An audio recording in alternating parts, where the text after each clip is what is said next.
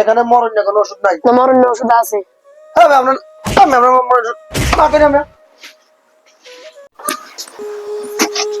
Doctor সাহেব আমার মরণের ওষুধ দেন। কি জন্য মরণের ওষুধ করবেন? এরা তো মরণের কোনো ওষুধ নাই। কি করবে মরণের ওষুধ নাই? না আমার কাছে কোনো মরণের ওষুধ নাই। আমরা কি জন্য মরতেন চান? দুনিয়া ভালো লাগে না ডাক্তার। দুনিয়াতে আপনার ভালো লাগে না? না কি ভালো লাগে না? সংসার করতে ভালো লাগে না, দুনিয়াটা কেমন যেন হয়ে গেছে, দুনিয়া থাকতে আর ভালো লাগে না। আমাদের এখানে তো কোনো মরণের ওষুধ নাই। যে আমাদের এখানে যত ওষুধ আছে এই ওষুধগুলো হলো তো জীবন বাঁচানোর ওষুধ। এখানে মরণের কোনো ওষুধ নাই। মেয়ে দিলে দেন, মরণের ওষুধ দেন। হ্যাঁ আমরা কই না আমাদের মরণের ওষুধ নাই মিয়া। আর মা আছে দেন। আমি কই না এরিয়ালে আমাদের হলো জীবন বাঁচানোর ওষুধ মিয়া। মরণের ওষুধ আমাদের এখানে নাই। তো এটা হলো আমাদের এই ওষুধগুলো যারা খাবে এগুলো হলো বানাইছে মানুষের জীবন বাঁচানোর জন্য। এখানে মরণের কোনো ওষুধ নাই। না মরণের ওষুধ আছে। হ্যাঁ আমরা মরণের ওষুধ না কই না মিয়া। না শোনো ঠিক আছে।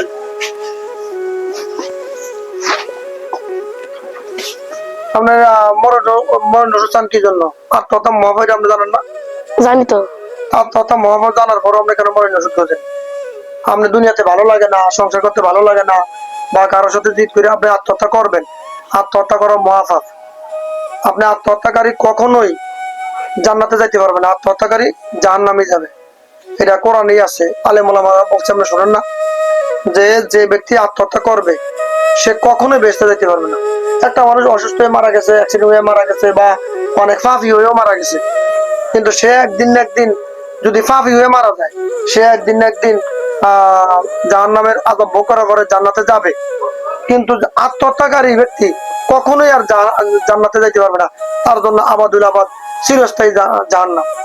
এবং আপনি এটা জেনে রাখেন যে যেভাবে আত্মহত্যা করে সে জাহান্নামের ভিতরে সেভাবেই তার শাস্তি ভোগ করতে হবে। কেউ যদি বিষ খেয়ে আত্মহত্যা করে সে জাহান্নামের ভিতরে বিষ খাবে, আবার মারা যাবে, আবার জীবিত হবে, আবার বিষ খাবে, মারা যাবে, আবার জীবিত হবে। এইভাবে তার শাস্তি চলতেই থাকবে। কেউ যদি গলার দড়ি দিয়ে মারা যায় জাহান্নামের ভিতরে, সে গলার দড়ি দিবে, মারা যাবে, আবার জীবিত হবে, আবার গলার দড়ি দিবে, আবার মারা যাবে। এইভাবে তার শাস্তি হইতে থাকবে। অতএব আত্মহত্যা মহাপাপ। এই কারণেই বলা হয় যে আত্মহত্যাকারীর জন্য কখনোই জান্নাত নাই, সে আবাদ জাহান্নাম তার জন্য। এমনকি আত্মহত্যা করে কেউ যদি মারা যায় তার জানাজা পর্যন্ত করা নিষেধ।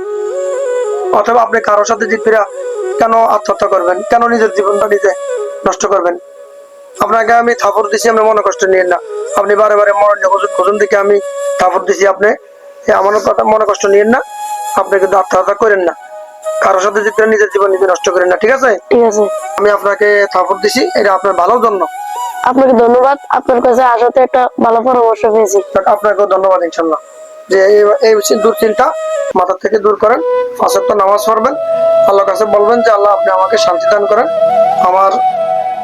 আমাকে এই খারাপ চিন্তাধারা থেকে আপনি আমাকে দূরে রাখেন। আল্লাহ আপনি আমাকে মাফ করে দেন। আপনি এই কথা মুখ দিয়ে বলতেন, আল্লাহর কাছে ক্ষমা চাইবেন, ঠিক আছে? ঠিক আছে ইনশাল্লাহ।